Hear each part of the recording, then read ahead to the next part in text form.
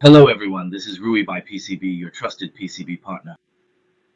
Today, our topic is four-layer PCB EMI and EMC optimization, also known as EMI and EMC challenges and the secrets of return path.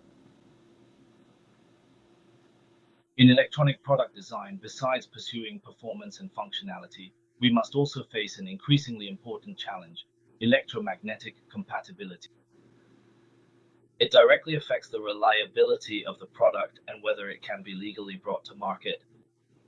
Today, we will explore the concepts of EMI and EMC and reveal one of the most crucial optimization methods, the secret of signal return paths.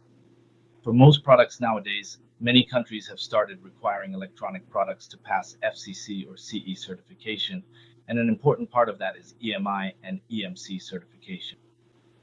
Therefore, EMI and EMC are extremely important for us when designing electronic products. First, let's talk about the definitions and importance of EMI and EMC. So what is EMI? EMI stands for electromagnetic interference, which refers to any electromagnetic phenomenon that can reduce the performance of a device.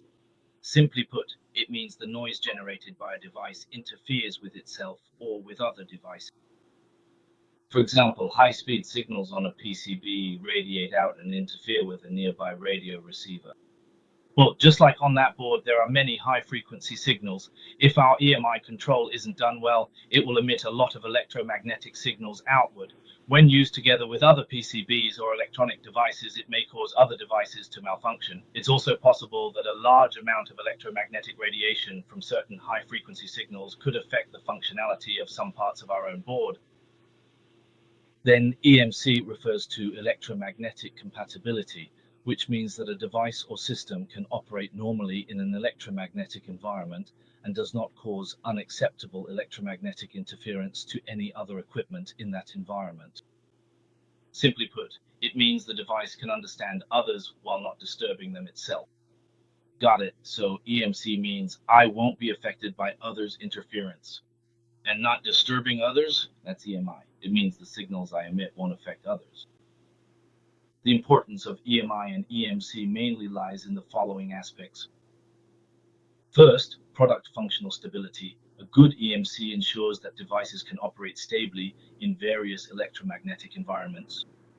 This is very important because nowadays there are more and more wireless signals like mobile phones, Wi-Fi, and all kinds of wireless devices. If your EMC performance is poor, you might not be able to use your device in certain environments. Second, compliance with laws and regulations.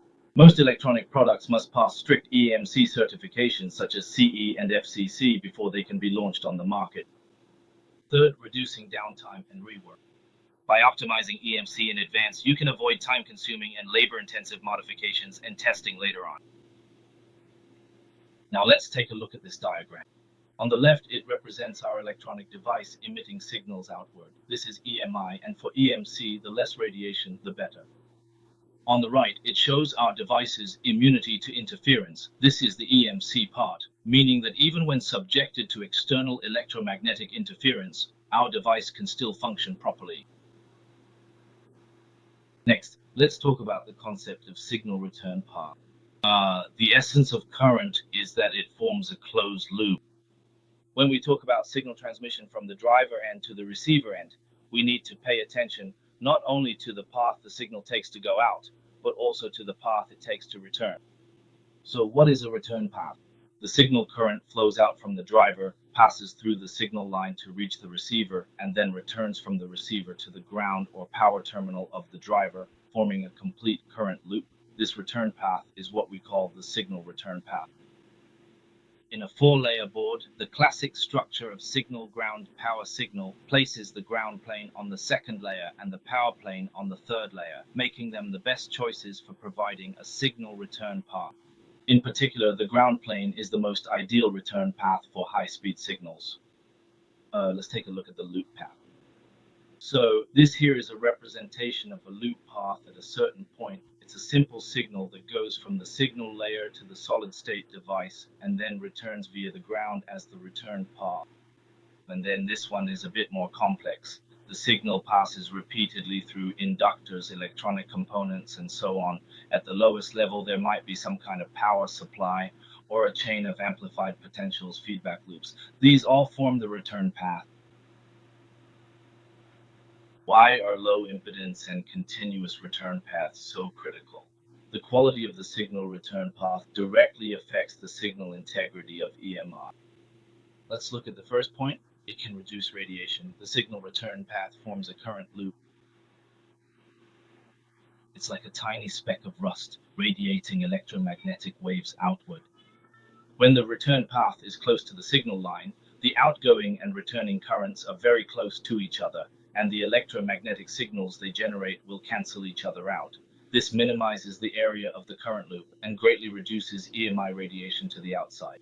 If the return path is not continuous or is a bit far from the signal line, the area of the current loop will increase and the radiation will become stronger.